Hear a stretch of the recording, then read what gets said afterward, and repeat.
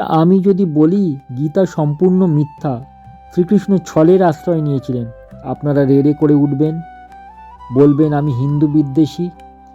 কিন্তু নিজের বুকে হাত দিয়ে বলুন তো, আপনারা কি সত্যি গীতাকে সত্য বলে মানেন? আচ্ছা, নিষ্কাম কর্মের কথা যে গীতায় বলা হচ্ছে, সেটা কি অলীক কল্পনা নয়? মানুষের কর্ম করে কিসের জন্য? ফল লাভের জন্যই তো করে। ফল লাভেতেই যদি তার কোনো উৎসাহ না থাকে, তবে সে কর্ম করবে কেন? চলুন আপনাদের এই সব প্রশ্নের আমি আজ নিরসন করার চেষ্টা করি। আমাদের অনেকের মনেই কিন্তু এই প্রশ্নটা জাগে, এতক্ষণ আমি যে প্রশ্নটা করলাম, কিন্তু সেটাই আমাদের মারাত্মক ভুল। আসলে শ্রীকৃষ্ণ কখনো বলেননি যে কর্মফলের আশা রাখা যাবে না।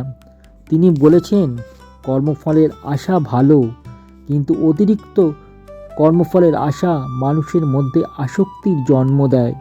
এই আসক্তিটা খারাপ, কারণ মানুষ যখন অতিরিক্ত ফল লাভের চিন্তায় ডুবে যায়, তখন সামান্য প্রতিকূলতাও তার মধ্যে হতাশা সৃষ্টি করে। মানুষ তখন নিজের লক্ষ্যকে ভুলে যায়, আর কাজের প্রকৃত উদ্দেশ্যের বদলে ফল পাওয়ার চিন্তায় ব্যস্ত হয়ে পড়ে।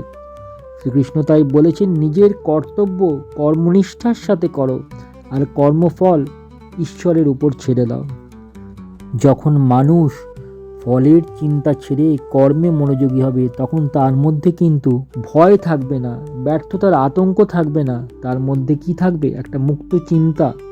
আর সেই মুক্ত চিন্তাই মানুষকে সফলতার পথে নিয়ে যাবে, তার সফলতার কে বহু গুণ ত্বরান্বিত করবে। একটু ভেবে দেখুন, এই যে আইজ্যাক নিউটন, আমরা ছোটবেলায় পড়েছি, আইজ্যাক নিউটন বসেছিলেন বাগানে, তিনি দেখলেন একটি গাছ থেকে আপেল মাটিতে পড়ল। তার মনে একটি কৌতূহলের জন্ম দিল, আপেল ফলটি কেন উপরে না উঠে মাটিতে পড়ল। তিনি কৌতূহলী হলেন, সে এবং কৌতূহল মানে কি, তার মধ্যে মুক্ত চিন্তার আবির্ভাব ঘটল। এবং সেই মুক্ত চিন্তার ফসল কি পেলাম আমরা? আমরা পেলাম মহাবিশ্বের মহান বৈজ্ঞানিক সত্য, বৈজ্ঞানিক সূত্র যাই বলেন।